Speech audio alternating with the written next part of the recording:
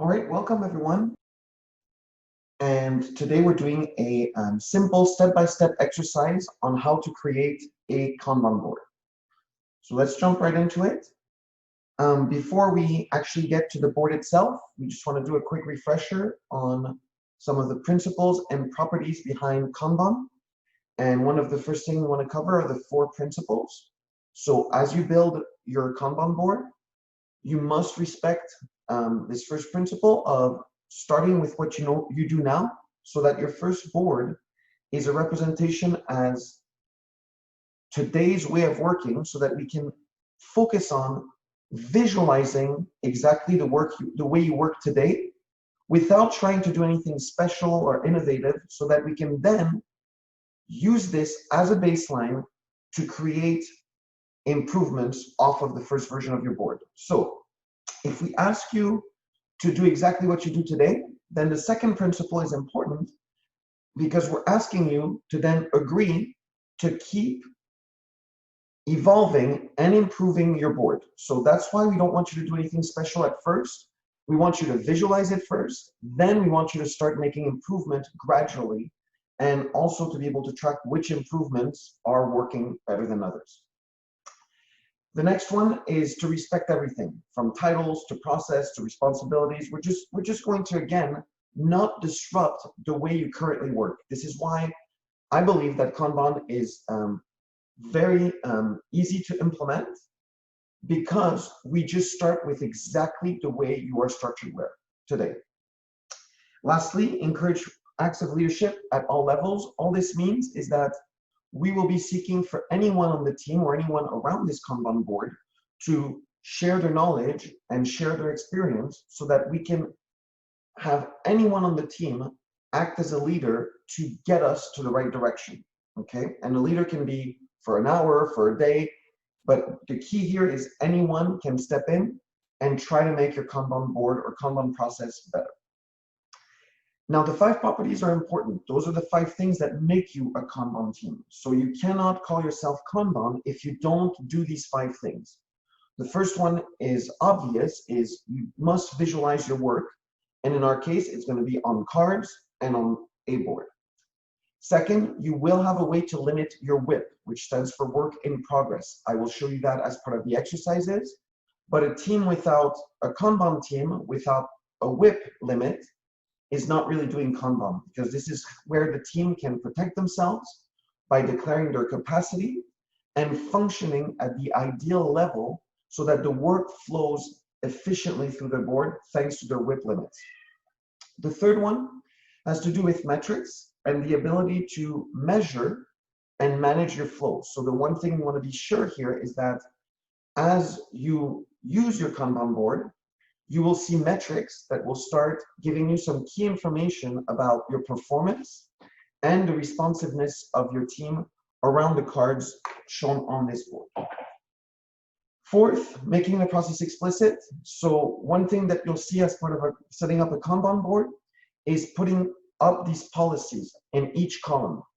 These can be referred to as definition of done at the column level. So not only the done column gets a definition of done, every single column gets a clear definition of done with clear policies, so that we know when it's time to pull in a card and when it's time to move a card out of a column. And lastly, the spirit of Kaizen, or continuous improvement, where we are going to find ways to improve collaboratively, but based on actual data or evidence that has come from attempting some sort of experiment or changing something in our process, and then validating the results and incorporating the change as a positive change, or if it was a negative change, to figure out how to remove it or to improve it so that it meets what we originally intended. So the 5 properties are pretty straightforward, right? And we're just going to discover them as part of this exercise we're about to embark on. So this 5-step exercise is meant to be the fastest, but also the most efficient way to create a board. Now, we conduct this exercise with our customers all the time, and we figured out that this was the fastest way for people to create a board by focusing again on their knowledge and not getting stuck on worrying about too much about all the theory behind all this. So by going through these steps, you should be in a position to create a board very quickly. And then remember, it does not have to be perfect. It just needs to be good enough for you to start your Kanban process and then agree to pursue incremental improvements. So as you can see in here, we're touching some of the topics related to Kanban. So first, we're just going to start with the most basic board, which I'll show you in a second. Then we're going to focus first, instead of building a board, we're going to focus on the cards. And this is very important. We don't want to just jump in and create our board. The type of work or the type of Kanban card is going to be very important. It has an impact on the metrics, on so many other aspects. And so it also is the right starting point before actually building the board. Once we have our Kanban card type defined, we can move to the board by focusing first on the columns, which will represent the process flow. And then, as optional, we can elect to do rows. If we do rows, we can follow the basic classes of services, which I'll show you, or invent whatever will help our team organize our board in a way that will help us visualize the work and report on the work based on these rows. Again, rows are optional, but you'll see a very powerful way to improve your board. We're going to then talk about putting explicit agreements, and lastly, putting some WIP limits. So here we go. Step number one, or step 0, which we don't count, is just creating your board. So at this point, all we're asking is start with the most basic board, and this will serve as our starting point. So it should look something like this. Now, what I'm going to do is I'm going to jump in and out of this presentation by going into the tool itself so that you can see what's going on physically in the tool. So in the tool, we've already built this. Now, the backlog doesn't play right now, but there's a to-do, in progress, and done column for our step-by-step exercise for creating a Kanban board. So this is exactly step 0.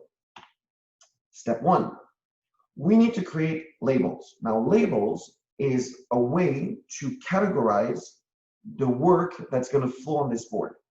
And what we're going to do is we're going to talk to the team and ask them what type of work do they believe flows on their board. This is very important that when you conduct these exercises, you do it with the full team. The reason we do that is because the last thing you want to do is build the board with just the manager and then give it to your team.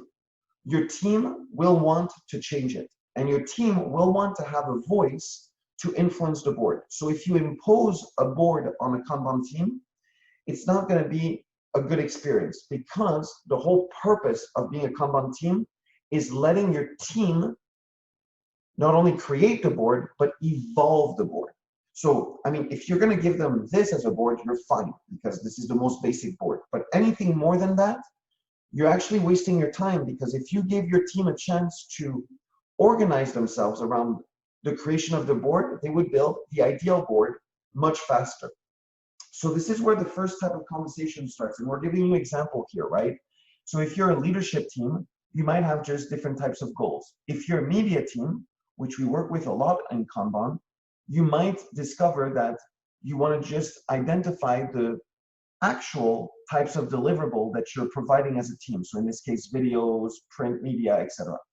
Now, if you're a software team who does agile, you'll just use your agile terminology. For example, you'll use the word stories, defects, spikes, or chores, whatever your team believes is the best way to describe your work. So in our case, right, the exercise, at the end of the first exercise, what we will do is we will have all our cards created in the to-do column. So if I go back to the exercise here, I'll create a first card. Now here, this board came predefined with 3 labels. So in this case, we're going to use a first card is going to be an enhancement. So this would be an enhancement type of card. And all our cards starts into the backlog. The second one will be a type of issue. So this will be an issue. And then the third card will be of type research. Now remember, these labels can be changed. You can do whatever you want in your labels. The reason the labels are very important is because you're going to see that you will be able to filter by labels, right? So your labels will serve as a way to filter your board. So you'll be able to say, show me just my red cards, right? So filters are very powerful. You will be able to also report on your labels. So right now we've got 3 cards of the same label. So they're all shown as the same, but you'll be able to generate a report that will show you which labels are getting used. Right now, there's not enough data on the board, so that's why it's not showing anything yet. So here we have our 3 cards. I'm going to move them into do, just like we had in the presentation. And again, you can come up with more of them as your team gives you examples. So at this point, I'm sticking with basic ones, but what I will ask the team is to also order these labels in terms of what is the highest volume of work. The reason we want to know what is the highest volume of work is because we want to take the first card and move it on the board and start defining the column names based on the card that will flow the most on your board. Once we've moved this card all the way out, we will go to the second, third, and fourth. So each of these labels is going to go through the board once at least to make sure that we create a board that works for all the label types. So going back to our presentation, all we've done so far is we've created these 3 cards with their individual labels. In the next exercise, we're going to start creating our columns. And again, there's no right or wrong here. It's whatever your team believes is the best way to describe your process. Now, the way we're going to do it here is we're going to impose some small rules. For example, that we prefer that you use verbs or single words to describe a column. So as long as you keep it to a single word or a verb, and we prefer verb because they're much more actionable, you can start creating your columns. What we don't want you to do is start writing sentences here, right? Or making it more complicated than it needs to be. Just give us one word and we'll put it as the name of your column. So again, we're giving you a couple of examples here, and you can do whatever feels best for you. So here, for example, if we're going to take the example of building a board for a software team, we might end up with these simple columns, right? So here's how we would go in the exercise. Whoops. We would go back into our board, and we would go into board editor, and we would start creating new columns. So in this case, I'll create a bunch of new columns because I'm pretty sure I'm going to need them. And I'm going to put them in here, put them in here, and put them in here. Now, all these columns, right, I'm going to replace their name. So the first one, for example, is going to be called whatever you think is the first thing you do to a card. So in our case, it's going to be an enhancement. And the first thing you'll do to an enhancement is probably define it. So we would define an enhancement. Once it's defined, we would then most likely design it. Then we would develop it. Then we would test it. And then if you want to add more columns, you're more than welcome. You can have another column called deploy. So this is how we would build a simple board, right? And each of your columns are tied to a state. So for example, the to-do is tied to a start state, where all your in-progress columns are tied to an in-progress state, which is the yellow ones. And at the end right here, your done column is tied to a green state.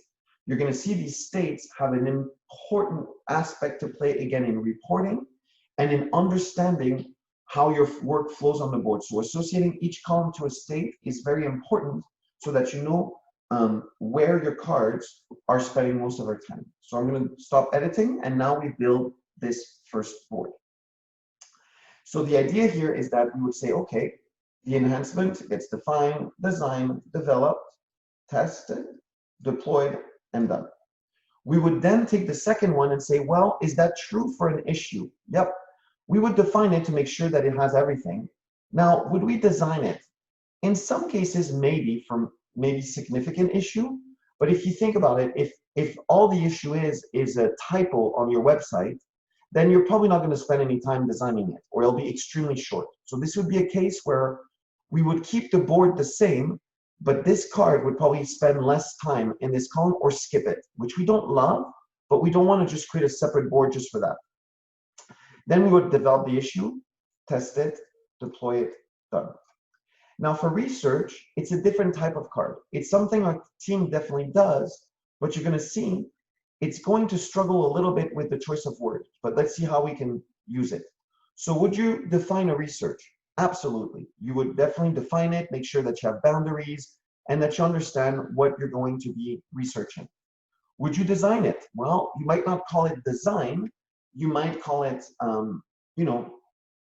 meet with people to gather information, etc. So it could resemble design, but it's just a step to make sure that you think before you do. And that's why we typically like the first columns on your board to be thinking columns, where you're not really producing anything yet.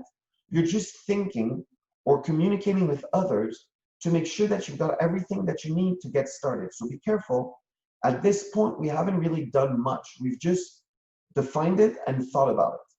Then in here, when you are developing your research, it might be just writing a paper or creating a proof of concept. So in this case, your research can live under the label of develop, but you're mostly developing a paper or a prototype. Now, would you test it? Well, you might test it by revealing it to the people interested in the research and gather their feedback. So this would not be an actual test with recording defects. This might be more a test to make sure that the audience who is receptive to this research would have a chance to interact with you about the research to test that you've fulfilled what was required for the research.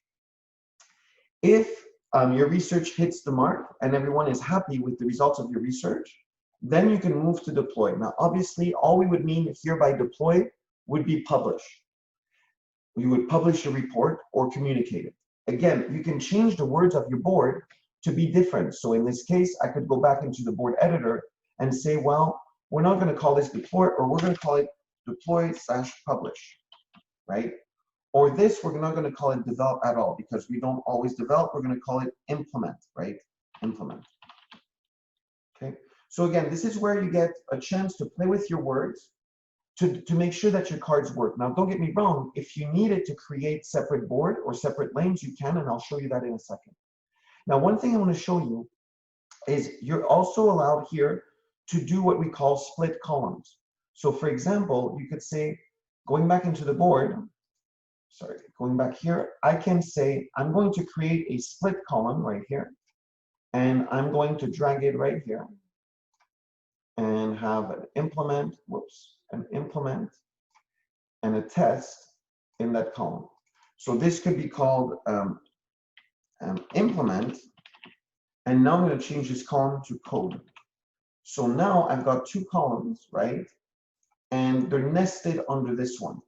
And the reason I did that is because these two columns might be very iterative, right? You might have some iteration between those two columns where you code, you test, then you bring it back to code and you test. In Kanban, we typically have cards only going forward in one direction. But if you're going to declare an iterative column like this, or a ping pong column, then you can move back and forth. My preference is to never go backwards.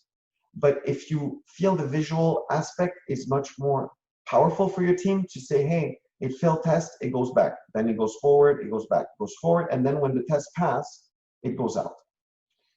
Now, there's another thing you could do is you could actually create different column at the end where you could say, well, listen, in my test here, for example, I could do another column in here where I'm going to put my test here, and I'm going to say, this is actually my test column, and this is testing, and below, I'm going to say fill. So this would be another way of doing this, but now through a split column. Now, what I will tell you is probably missing here, and to be fair, is that you would probably want to have before test a column called ready to test. And the reason you're going to want that is that when you have your board and you're moving your card, if you move it from code to testing directly, well, you're not really testing it. That's not fair for your testers because they're not actively testing this card because you moved it to them. And that goes against what we do in Kanban when we actually pull the work. This would be pushing a card straight into someone's column to say, well, you should be testing it right now. Not true. You should push it into a column that signals that you're done with coding and it's ready for test. And in the ready for test column is where your testers would be pulling it when they're ready to test it. You could then use a column called failed to prevent moving the cards back so that the column here would stipulate this. Now, what I didn't fix on my board is this would become a buffer column because it's a column that's used just to buffer or to queue up some work. So you're not actively working in this column. This would be a typical in progress column and in progress column. Okay. And this is how your board would work now. So we've introduced the concept of a buffer state now, which is orange in our tool, that shows that these cards are being buffered prior to being moved in. Okay. So this is how we would build this board. Now I'm going to collapse a few columns to make it look a little bit easier to read, right? But this is what we have. Now the to-do column, not necessarily have to keep it, right? So as you're building your board, maybe you don't keep your to-do column, or you do the trick again, which I really like, which is to do a split column, vertical this time. And I really like that my first column is actually a split. And what I mean by a split is I want to be able to drop it right here. Sorry, I'm having a little refresh issue. Let me refresh this real quick. I need a better mouse, and so let me get out of here. Okay. So I'm back here. I'm going to go back into my board editor, and I'm going to drag and drop this column in here. Now, what I'm going to do here is I can call the first column prioritize, and I like splitting my first column between now and later, right? So the first thing that's going to happen to a card is it happening now, immediately, like it's by next in prioritization, or is it happening later? So again, you can split your columns vertically, or you can split them horizontally. And that's the concept here when you look at the board editor, right? The red columns are vertical containers, and the green columns are horizontal containers. Okay. So that's it. We've done exercise number 2, which is to create our board. I've shown you just much more advanced columns in doing this. So then you have to decide, am I going to use rows? That is completely up to you. So the typical way of doing rows in Kanban is called classes of services. And they're defined as 3 classes: expedite, fixed date, and standard.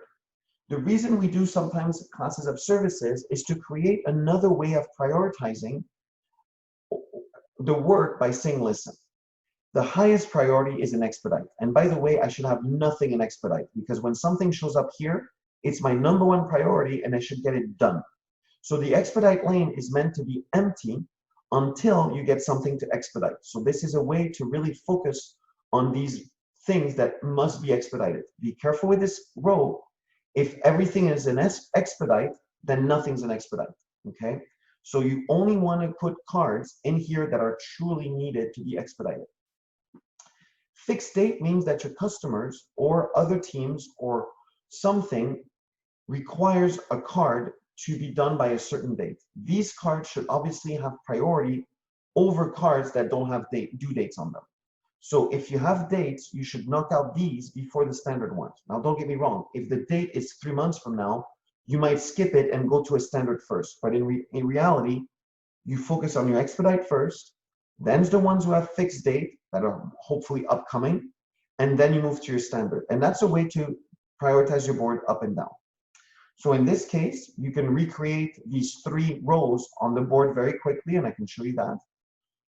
And in this case, the 3 columns will be identical, right? The 3 rows will remain identical, or you don't have to have them identical. And you could say that your expedite process has less step than your normal process. So for example, you will say that you don't review these, which would be weird, but let's say you don't review these, you just jump to solving them, then you do it this way. And as you can see, I changed the column name to represent a combination of review and execute in one column. I'm not suggesting this is correct. I'm just showing you an example that you don't have to have each swim lane do the same thing. So in this case, right, in the board right here, we can do many things. We can go back into the board editor and we can literally, for example, take this one, right, the entire board, or just portions of this board and duplicate them. So for example, in this case, I could put this whole board into 2 lanes. So this is how you would do it. And I'm going to actually take a different example here. I'm going to take a new board, and I'm going to not give it a name. I'm just going to keep moving forward.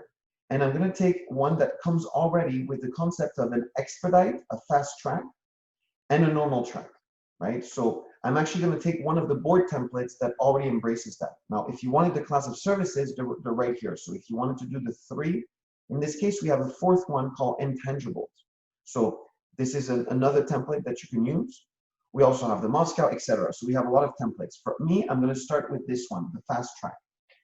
And you'll see that when you create a board, the first step of our exercise, which is to create labels, is part of this. So we always make sure that you create your labels very early when creating a new board. We make it part of the board creation process. We're going to finish the board. And now you've got a board that has 2 tracks, okay? If you want to create another track, no problem. You come in your board editor, you go here and you duplicate this one, and you can call it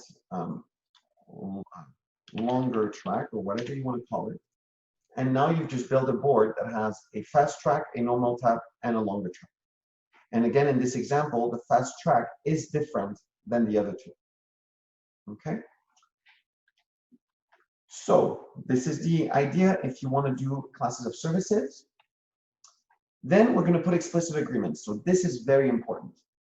You cannot be a Kanban team if you don't have these explicit agreements. So we're going to, on each column, put explicit agreements where we define exactly what it means to be in each columns. And this is where you can really onboard new team members extremely fast. If your team is a Kanban team and you have explicit agreements, then you can hire almost anyone that has the skill set to work on your team, but knows nothing else. If they have the skill set, all they need to learn is your explicit agreement, the way your cards flow in your board.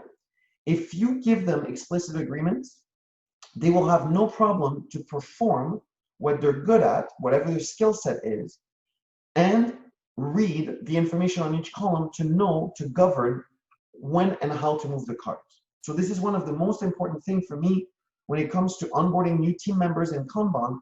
I literally onboard them in day 1, and they're actually producing and contributing to my team on day 1. There is no reason to delay a new hire on a Kanban board. They should be immediately able to contribute. So on this, I'm going to show you a different board here. I'm going to show you a real board that we use called our IO board right here, which is how we develop this Kanban software. So I'm going to collapse on my columns just to give you a sense of the board, right? So this is a pretty massive board. And I'm going to go into the development section. And what you'll find is that in the development section, all the columns have clear, explicit agreements. So that the developers in this column would need to know when it's time to move it out. Well, if you didn't finish your coding, you did not do your unit testing, you did not lint yet, and you did not create a PR, then you're not allowed to move to the next column. So there's 4 very clear steps needed in the code column before you're allowed to move it out.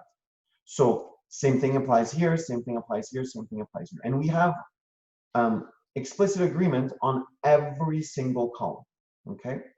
And you see in our case, we track failures, right? as sub-columns here, just because it's more visual for us, but we have explicit agreement on every single column. So explicit agreement is part of the journey, and you must have them, okay? So they will look something like this. You can do them in bullet points. You can write little paragraphs like we did. As long as the information is clear, you've got yourself some explicit agreements. So the last thing is setting WIP limits. Now, in this case, we're going to show you a very simple way of setting WIP limits. As we mentioned here, there is a way more advanced formula to do this. But what we found ourselves is that WIP limits are never perfect to begin with. So going with a simple formula makes it easy to get started. And your WIP limit is something that your team will need to decide on their own how to adapt to keep creating the ideal flow of work. So the way we started is we ask our team, listen, how many people are on your team? And what we mean by this question is how many people will actively contribute to moving cards on your board, meaning adding value in each step of the process and moving these cards forward. So for example, if you have a manager on your team and they don't do any of that, then don't count them on your team. Now, if your manager actually is part of the process and does things as part of your process, for example, they test or they refine or they do something, then count them on your team.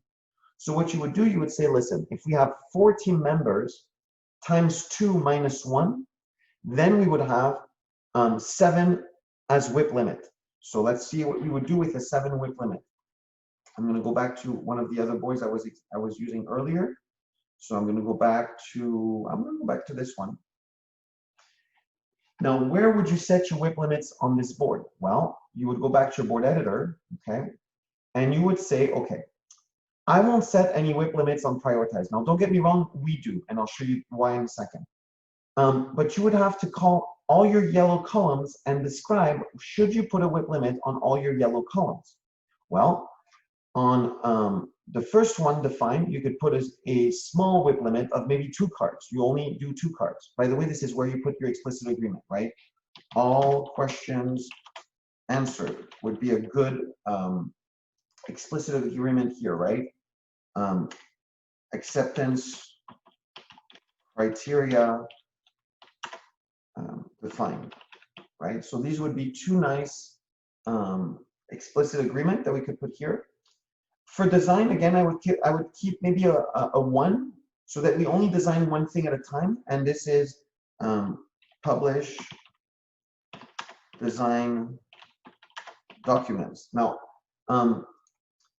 it could be a picture of a whiteboard. It could be a wireframe. It could be anything, right? But you have to publish something that says I've designed something, right? So this would be an example here. Now for code, I would ask on your team, if you have 4 people, how many people are actually coding? And if you only have 3 people coding, I would put a WIP limit of 3, okay? So you could go 4, right? But to start, I would say, listen, each developer should be working only on 1 card. This is one of the biggest secret in Kanban, is laser focus. So if you have 3 developers, the first thing you want to do is make sure that they're coding only 1 card at a time.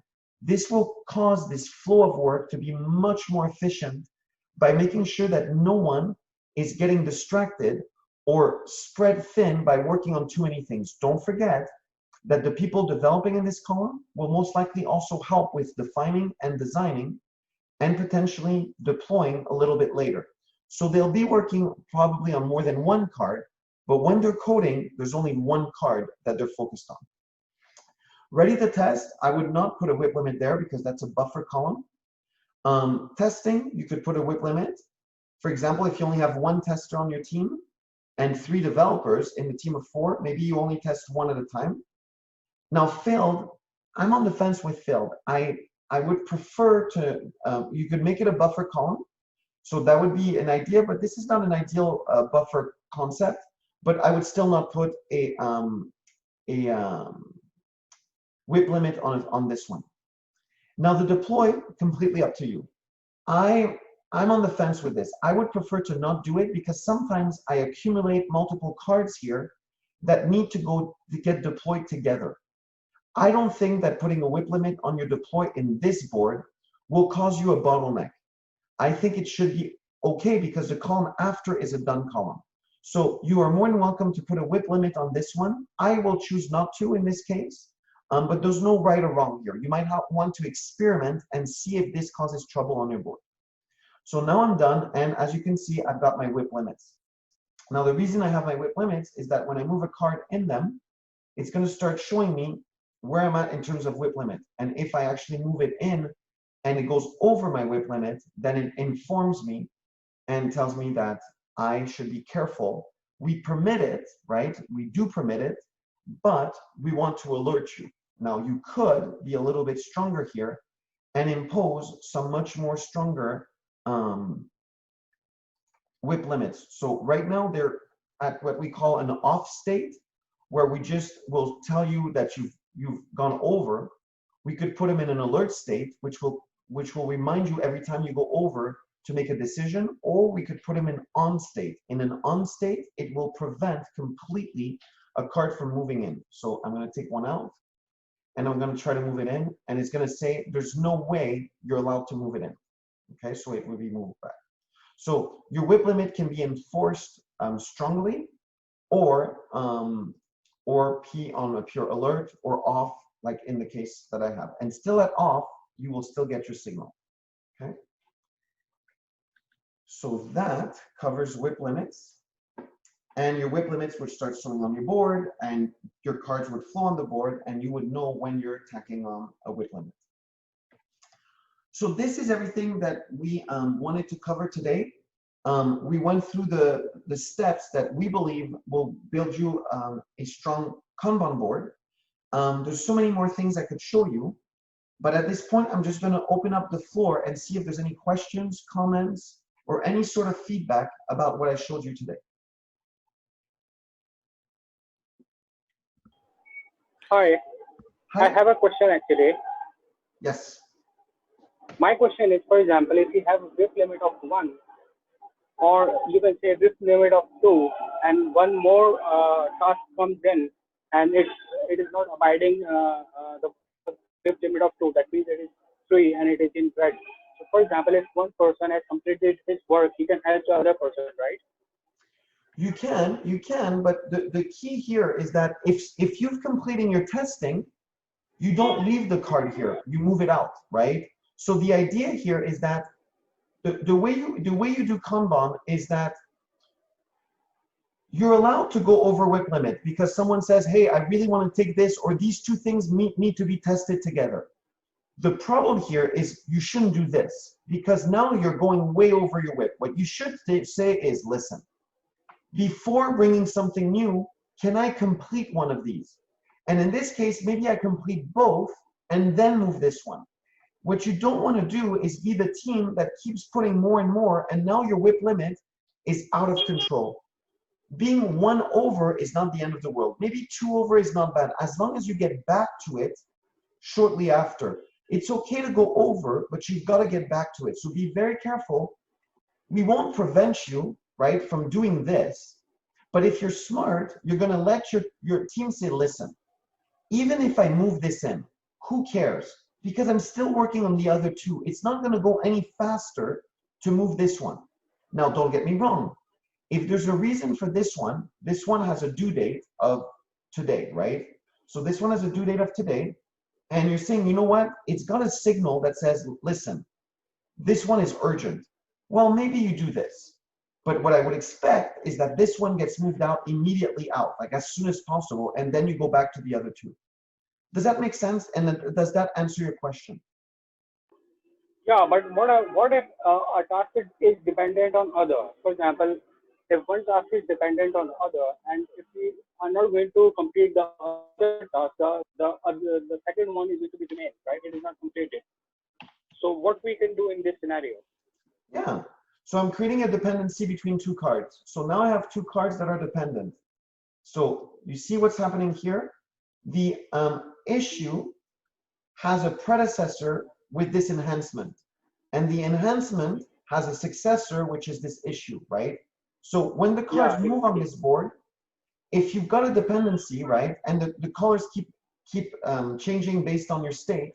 So when you move this here and you say, well, listen, I can't do this one first because, and it would be applying probably more into coding, right? So in coding, so I'm just going to move everything back here.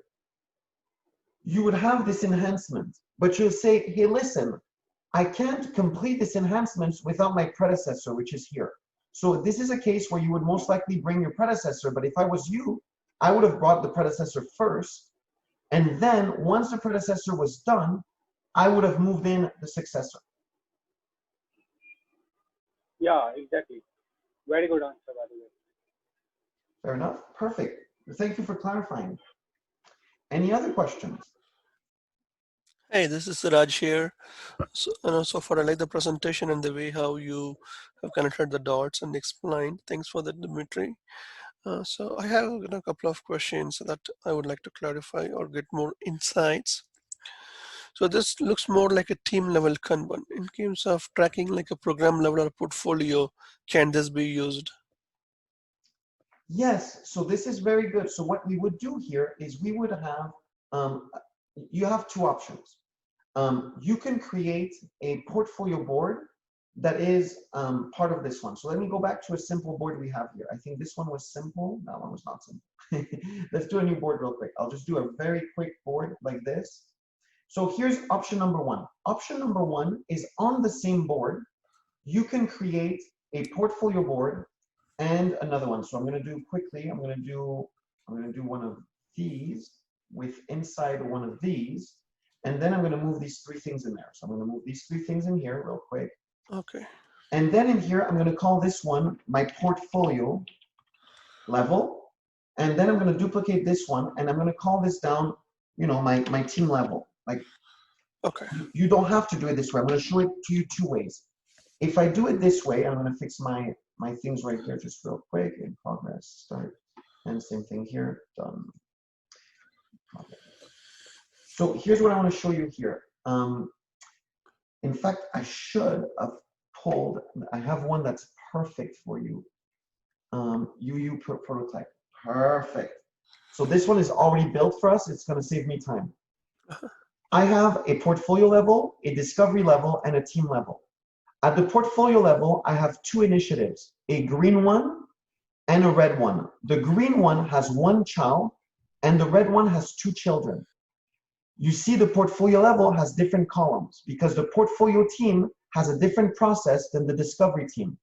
The discovery team has one children right here, which is the child of this one. This one has two children, which are right here. And obviously when you move the cards, right, it changes all the colors in real time to know what's going on. So this is how you do portfolio Kanban is so if this one were to move to done, right, and this one would move to done, and this one would move to done, you would know up here that these ones are now ready to move to done because everything is completed. So I'm going to just put them back here. It doesn't matter where I put them back, but I'm going to put everything like somehow like this, okay? Mm-hmm. Now, at this level, you can also have a team level deal where the team is working on stories, while the discovery team is working on features, and while the portfolio team is looking at projects or initiatives. Now let's do the green one quickly. So the green one will be approved. We will approve the green one. So the green one is approved. As soon as the green one is approved, then the feature can move into design. Once it moves into design, it triggers the creation of these cards. Mm-hmm. So now there's 3 cards that have been created because the design caused us to create those 3 cards. We would then say, well, listen, the first card is moving into analyze. Well, that should trigger this card to say, this is an implement. And by the way, this one should probably move into tracking because you see the domino effect, right? So these ones are going to keep moving, and this one is going to keep moving, and this one's going to keep moving, and it's going to keep alerting you up there. So I'm going to make them all go to done, right? So that you're going to see now that at the parent level, it's all done. So now you can say all the stories are done. I can move now my feature to being done, but his parent is still not done because it's here. And now this parent can move into measuring, where you can measure that the feature has provided what you wanted, and now you can move it to done finally. And now the green concept is completed. Does that make sense? I'm showing to you all on one board, Yeah. but it doesn't have to be on one board. Most of our customers have a separate board called portfolio, a separate board called discovery, and then if they have 10 teams, then they have 10 team boards. Yep. Okay, makes sense. And so these are all child, right? Like from a discovery to discovery is a parent and team is a child board, right? Correct. And then so on our website, we try to explain it a little bit, simpler, but we have these templates that we provide. So when you go on the website and you look for portfolio Kanban, you'll find that what I just showed you Sure. is detailed in a way where you can actually, we explain the concept. So we keep it simple and say there's usually a strategy level, which is where you answer the question of why we're doing things. There's a discovery level where you answer the question of what will it take to deliver on the strategy. And then there's a team level, which is the how level, right? You don't have to do it this way. That's just the way we do it. We give you many examples, right? Down here, we give you different examples. But then we say, if you're going to follow ours, then the strategy will focus on these roles, and these would most likely be the type of card. Discovery, and then team. And then we threw in there even a community of practice, because a community of practice could be a different type of team that still contributes to your portfolio concept. Okay, perfect. Okay, I understood this one. All right. I think my other question is more in terms of it's an engineering team, it's a delivery team or development team, we call it as. So there are, as and when a task is in progress, right, there might be a bug fix coming in or a spike is needed in between to trace it. So how do we address those kind of unknowns that comes in between and that needs more urgency or priority to go through the flow? Yeah, so in your example, I'm going to try to go back to, where was mine? Was it this one? No, it wasn't this one. Okay, I'll just do it fast right here. So I'll create a card. This one will be card 1. Add next. Card 2 will be an issue. So I'll do this one and add next. This will be a spike, right? The purple will be a spike. Yeah. So, I mean, for me, I would most likely start with my spike, right? Because usually when you have a spike, it's because your team has refused to do a green card or a red card. And they're refusing for one reason. They don't think they're going to be successful unless you give them a purple card first. So I would prioritize my purple first and make it go. Now you can do the whole trick of doing your dependencies with here and say the predecessor is card number 1. So you could stipulate these really quickly here to say, listen, don't take this one because it's got a predecessor. So you would take the predecessor first. So you would one prioritize, but then you could use your relationships to do it. Sure. My take is once you're done with your spike, you might create more cards, because usually the outcome of a spike is maybe a 1A and maybe a 1B, right? Because the spike has now created more things that are related to it, right? And you can say, well, now I have to take all of these to fulfill this spike. And then you would move these in gradually until you complete. So it would be a combination for me of prioritizing, which, is just putting cards in a certain order, but then I would definitely put these concepts here. All right. Yeah, so this makes sense. But more often in my other example that I want to talk about is the bugs coming in between, right? Yes. So when already a task in progress for the team members and they're already in the WIP limit, but if a high priority bug fix comes in, how do we address that in the Perfect. So I'm going to put here, I'm just going to put a 2 WIP limit just for the fun of it. Okay. I'm already over WIP limit here, and you're saying, you know what, this one is extremely important. Well, if this one's extremely important, by the way, I should be working on this board, by the way. I should be, if I'm a Kanban team, I'm not working on my fast track. I'm working on my normal track. The way I would treat an urgent defect is I would put it on a fast track. And the reason I would do this is because I would say, team, don't worry about down here, but one of us has to pause our work down here and go expedite this thing. That's why I like the concept of a fast track, is because it tells your team, listen, everything you're doing down here is still correct. Don't change a thing. But the fast track is get it in, get it out. and then go back to work. Now, if you don't want to do a fast track, you don't have to. You could say, well, listen, this is now our number 1 priority. And guess what? I am going to go over my WIP limit. I'm just going to go over my WIP limit and move this one ahead and doing it. So your team is going to have to decide, is it better? The reason I love the fast track is it should be empty. It should be always empty so that when something comes in, it goes in. And what I mean would be a fast track would be a Sev 1, right? Production down, or Sev 2, right? But you're not going to put a Sev 3 or 4 in a fast track. Okay, that sounds a good idea. And so maybe one more dependent question around that. So let's say if a hypertask comes in and the team needs to address it with the existing items in the normal track board, right? Let's say 1B. So its work item age would be increasing because this person is working on the high priority task. So wouldn't metrics be out of norms or show the reality, right? So the metrics would represent what you're doing, but they wouldn't cause you to not do it. What I mean by it is that the team, even if you do Kanban and you have a perfect Kanban board, the judgment of your humans, your team member, supersedes it. So we want your humans to still have an ability to say, listen, I really need to do this card and I am pausing this. In fact, I can even block the card and say, I'm blocking it because of an urgent issue, right? So I can say, listen, this card is blocked because I'm working on an urgent issue. So now there's a clear symbol that says, listen, I know you were expecting me to work on this one, but I have to go work on this one. In fact, I've assigned myself to this one, and I'm still assigned to this one. So you're seeing that I'm obviously working on too many cards because I'm on both, right? Once this one is done, I can remove the block and say, okay, I'm back to business now, and I can go back to this one and finish it. The key for me is your metrics are there to show you what happens after the fact. So if I go on a board that has a lot of data like this one, and I go into my metrics, this team has a throughput of 43 cards a month.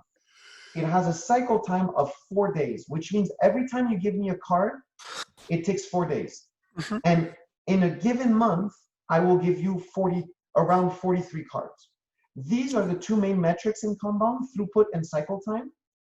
And then flow is where what you and I are talking about might be impacted, because your flow might not be ideal now that you're moving around and pausing and grabbing a defect, etc. But you'd have to go into your flow report, and I'm going to generate it right now in terms of, I'm going to go pretty far on this one. Okay. And when I generated the flow report, right, you might have some, so maybe I went a little bit big, I'll do a little bit less, because I want to see how my WIP is going. And you see my WIP is this yellow bar here. My WIP has been extremely consistent. Look how consistent I've been. Okay. My WIP is always the same. It's between 15 and 18. So I have some movement, but I am pretty solid.